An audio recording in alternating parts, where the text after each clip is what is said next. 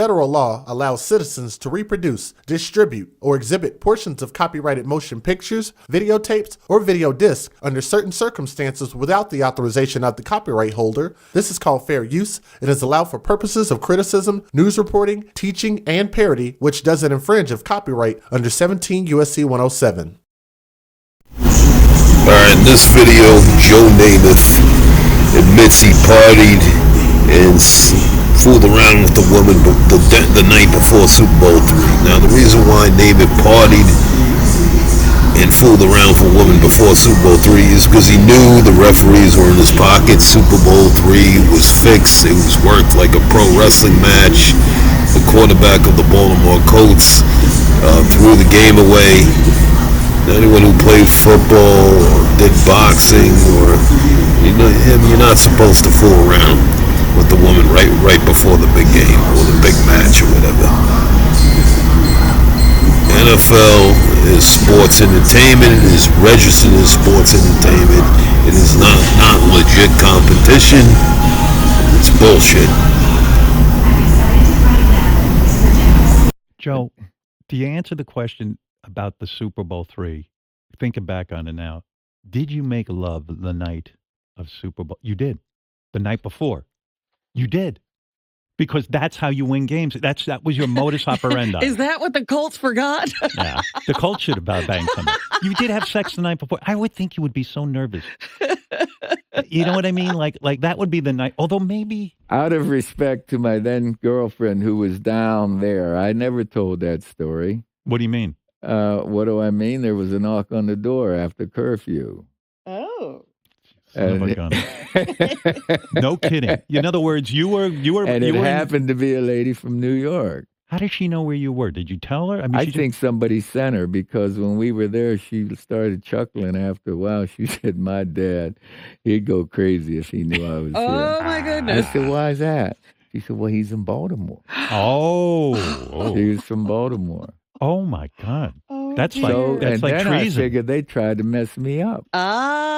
You think she was sent in by the opposition? Do you get that paranoid that you say, "Hey, wait, maybe the Colts are up to something"? No, I wasn't that paranoid. No, when I gave it thought afterwards, of course, though, I thought that somebody was up to something. I thought it might have been some wise guys that went the other way. And was she a great beauty? This woman? She must have been. She was. Yeah, she was nice. She was a waitress, cocktail waitress up here. And did you have to be on guard when you were with a woman like that? Because I'm talking about the night before the Super Bowl. Because it's a story. You know what I mean? You're Joe Namath. It's a Super Bowl. It's this. Well, and that. Howard, I've never said that before in my life to anybody here. I'm telling you that this is the first time that I admitted to that. Really?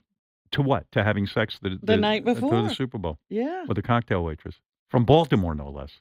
Wow. She might have cost Baltimore the whole Super Bowl. And I didn't plan it. I told you after the coach left, there was a knock on the door. When I played, there were certain defensive players I stayed away from because they were ferocious. Now, I never laced it up against our next guest, but I plan on keeping my distance anyway. He was the first overall pick of the 1967 draft after winning a national title at Michigan State. He then appeared in 2 Super Bowls during his 9-year career. Please welcome two-time Pro Bowl defensive lineman, Big Bobby! Super Bowl III. Baltimore Colts, the power of the NFL, taking out the upstart New York Jets from the AFL. You guys were the biggest favorite in Super Bowl history, right? No way you could lose. You end up losing 16-7. What happened? Well, I personally think the game was fixed. The game was fixed. Yeah. Why? See, if the Jets don't win that game, then they don't have the NFL the way it is today. Oh, because it was the merger. It was the merger. That was the third. How did they fix a game like that? The quarterback. Yeah. If you remember, we were inside the 25 times in the first half. Right. And come away with no points. Right. Which is not a characteristic of a Colt team. But nobody came to you and said, "Hey, Bubba, here's, No. So they went to the quarterback. I know he was in on it. Yeah.